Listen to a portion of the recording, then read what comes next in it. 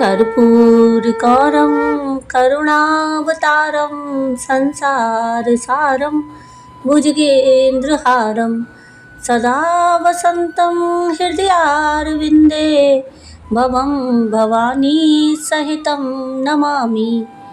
ओम नमः शिवाय। हर हर महादेव। राधे राधे। मृतधाम चैनल में आप सबका स्वागत है। आप सभी रसपान कर रहे हैं पवित्र श्रावण मास महात्म की कथाओं का। अब तक आप सावन महात्म के 16वें अध्याय तक की कथा का रसपान कर चुके हैं। आज के इस वीडियो में हम श्रावण मास महात्म के 17वें अध्याय की कथा का रसपान करेंगे, जिसमें हम अष्टमी को देवी पवित्रारोपण, पवित्र निर्माण विधि और नवमी का कृत्य सुनेंगे। तो आइए बिना देर किए हुए सुनते हैं सावन महात्म के 17वें अध्याय की कथा। ओम नमः शिवाय। हर हर महादेव। ईश्वर बोले, हे देवेश, अब मैं शुभ पवित्रारोपण का वर्णन करूंगा। सप्तमी तिथि को अधिवासन करके अष्टमी तिथि को पवित्रकों को अर्पण करना चाहिए।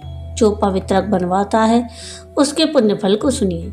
सभी प्रकार के यज्ञ, व्रत और दान करने और सभी तीर्थों में स्नान करने का फल मनुष्य को केवल पवित्र धारण करने से प्राप्त हो जाता है, क्योंकि भगवती शिवा सर्वव्यापिनी है। इस व्रत से मनुष्य धनहीन नहीं होता, उसे दुख, पीड़ा तथा व्याधियां नहीं होती, उसे शत्रुओं से होने वाला भय नहीं होता और वह कभी भी ग्रहों से पीड़ित नहीं रहता। इससे छोटे बड़े सभी कार्य सिद्ध हो जाते हैं। हे वत्स, मनुष्यों तथा राजाओं के, विशेष करके स्त्रियों के पुण्य की वृद्धि के लिए इससे श्रेष्ठ कोई अन्य व्रत नहीं है। हे तात, सौभाग्य प्रदान करने वाले इस व्रत को मैंने आपके प्रति स्नेह के कारण बताया है। हे ब्रह्मपुत्र, श्रावण मास के शुक्ल पक्ष की सप्तमी तिथि को अधिवासन करके देवी के प्रति उत्तम भक्ति से संपन्न वह मनुष्य सभी सामग्रियों से युक्त होकर सभी पूजा द्रव्यों, गंध, पुष्प, फल आदि अनेक प्रकार के नैवेद्य तथा वस्त्राभरण आदि संपादित करके इनकी शुद्धि करे। इसके बाद पंचगव्य का प्राशन कराए, चरु से दिग्बली प्रदान करे तथा अधिवासन करे।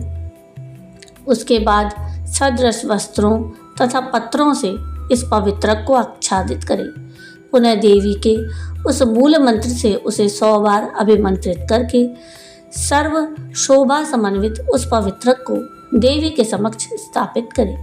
इसके बाद देवी का मंडप बनाकर रात्रि में जागरण करे और नट, नर्तक तथा वीरांगनाओं के अनेक विधि कुशल समूहों और गाने बजाने तथा नाचने की कला में प्रवीण लोगों को देवी के समक्ष स्थापित करें। उसके बाद प्रातःकाल विधिवत स्नान करके पुनः बलि प्रदान करें। इसके बाद विधिवत देवी की पूजा करके स्त्रियों तथा द्विजों को भोजन कराएं। पहले देवी को पवित्रक अर्पण करें और अंत में दक्षिणा प्रदान करें। हे वत्स, अपनी सामर्थ्य अनुसार कार्य सिद्धि करने वाले उस नियम को धारण करें।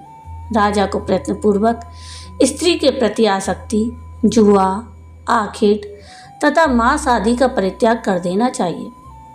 ब्राह्मणों और आचार्यों को स्वाध्याय का और वैश्यों को खेती का कार्य तथा व्यवसाय नहीं करना चाहिए। 7, 5, 3, 1 अथवा आधा दिन ही त्याग पूर्वक रहना चाहिए और देवी के कार्यों में निरंतर अपने मन में आसक्ति बनाए रखनी चाहिए। हे मुनि सत्तम, जो बुद्धिमान व्यक्ति विधान पूर्वक पवित्रारोपण नहीं करता है, उसकी वर्ष भर की पूजा व्यर्थ हो जाती है। अतः मनुष्यों को चाहिए कि देवी परायण तथा भक्ति से संपन्न होकर प्रत्येक वर्ष शुभ पवित्रारोपण अवश्य करें। कर्क अथवा सिंह राशि में सूर्य के प्रवेश करने पर शुक्ल पक्ष की अष्टमी तिथि को देवी को पवित्र अर्पित करना चाहिए। हे सनत कुमार, इसके ना करने में दोष होता है, इसे नित्य करना बताया गया है। सनत कुमार बोले, हे देवादिदेव, हे महादेव, हे स्वामिन, आपने जिस पवित्रक का कथन किया वह कैसे बनाया जाना चाहिए, उसकी संपूर्ण विधि बताएं। ईश्वर बोले, हे सनत कुमार, स्वर्ण, ताम्र, चांदी, रेशमी वस्त्र से निकाले गए कुश, काश के अथवा ब्राह्मणी के द्वारा काटे गए कपास के सूत्र को तिगुना करके फिर उसका तिगुना करके पवित्रक बनाना चाहिए। उनमें 308 तारों का पवित्रक उत्तम और 270 तारों का पवित्रक माध्यम माना गया है। 180 तारों वाले पवित्रक को कनिष्ठ जानना चाहिए। उसी प्रकार 100 ग्रंथि का पवित्रक उत्तम, 50 ग्रंथि का पवित्रक माध्यम तथा 26 ग्रंथि का सुंदर पवित्रक कनिष्ठ होता है, अथवा 6, 3, 4, 2, 12, 24, 10 अथवा 8 ग्रंथियों वाला पवित्रक बनाना चाहिए, अथवा 108 ग्रंथि का पवित्रक उत्तम, 54 ग्रंथि का माध्यम और 27 ग्रंथि का कनिष्ठ होता है। प्रतिमा के घुटने तक का लंबा पवित्रक उत्तम, जंघा तक लंबा पवित्रक मध्यम और नाभि पर्यंत पवित्रक अधम कहा जाता है। पवित्रक की सभी शुभ ग्रंथियों को कुमकुम से रंग देना चाहिए। इसके बाद अपने समक्ष शुभ सर्वत्रोभद्र मंडल पर देवी का पूजन करके कलश के ऊपर बांस के पात्र में पवित्रकों को रखें। 3 तार वाले पवित्रक में ब्रह्मा, विष्णु और शिव जी का आह्वान करके स्थापित करें। इसके बाद का सुनिए। 9 तार के पवित्रक में ओमकार, सोम, अग्नि, ब्रह्म, समस्त नागों, चंद्रमा, सूर्य, शिव तथा विश्व देवों की स्थापना करें। हे सनत कुमार, अब मैं ग्रंथियों में स्थापित किए जाने वाले देवताओं का वर्णन करूंगा। क्रिया, पौरुषी, वीरा, विजया, अपराजिता, मनोन्मणि, जाया, भद्रा, मुक्ति और ईशा ये देवियां हैं। इनके नामों के पूर्व में प्रणव तथा अंत में नमा लगाकर ग्रंथि संख्या के अनुसार क्रमशः आह्वान करके चंदन आदि से इनकी पूजा करनी चाहिए। इसके बाद प्रणव से अभिमंत्रित करके देवी को धूप अर्पण करना चाहिए। हे सनत कुमार, मैंने आपसे देवी के इस शुभ पवित्रारोपण का वर्णन कर दिया। इसी प्रकार अन्य देवताओं का भी पवित्रारोपण प्रतिपदा आदि तिथियों में करना चाहिए।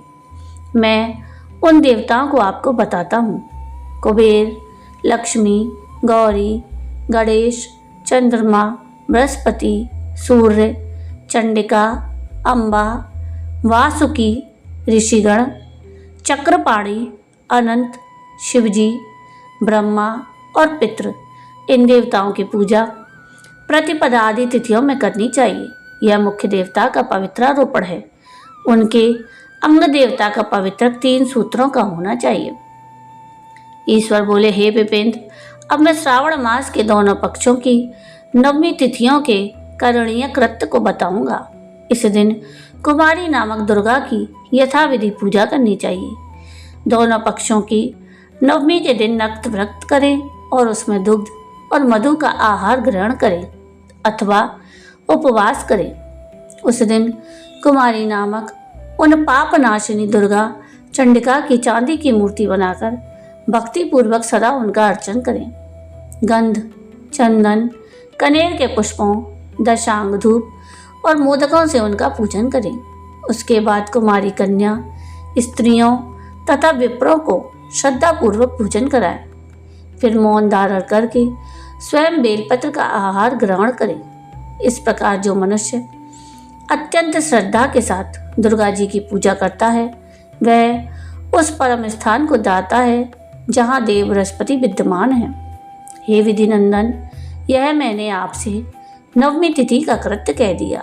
यह मनुष्यों के सभी पापों का नाश करने वाला, सभी संपदाएं प्रदान करने वाला, पुत्र पौत्र आदि उत्पन्न करने वाला और अंत में उन्हें उत्तम गति प्रदान करने वाला है। इस प्रकार श्री स्कंद पुराण के अंतर्गत ईश्वर सनत कुमार संवाद में श्रावण मास माह में 8वीं तिथि को देवी पवित्रारोपण नामक 17वां अध्याय पूर्ण हुआ। ओम नमः शिवाय। हर हर महादेव। तो ये थी श्रावण मास महात्म के 17वें अध्याय की कथा। आपको आज की ये कथा कैसी लगी कमेंट करके ज़रूर बताइएगा। और अगर आपको आज की ये कथा पसंद आई हो तो प्लीज़ इसको लाइक शेयर ज़रूर कीजिएगा और प्लीज़ मेरे चैनल को सब्सक्राइब कीजिएगा और कमेंट में राधे राधे ज़रूर लिखिएगा। वीडियो पूरा देखने के लिए थैंक यू। राधे राधे।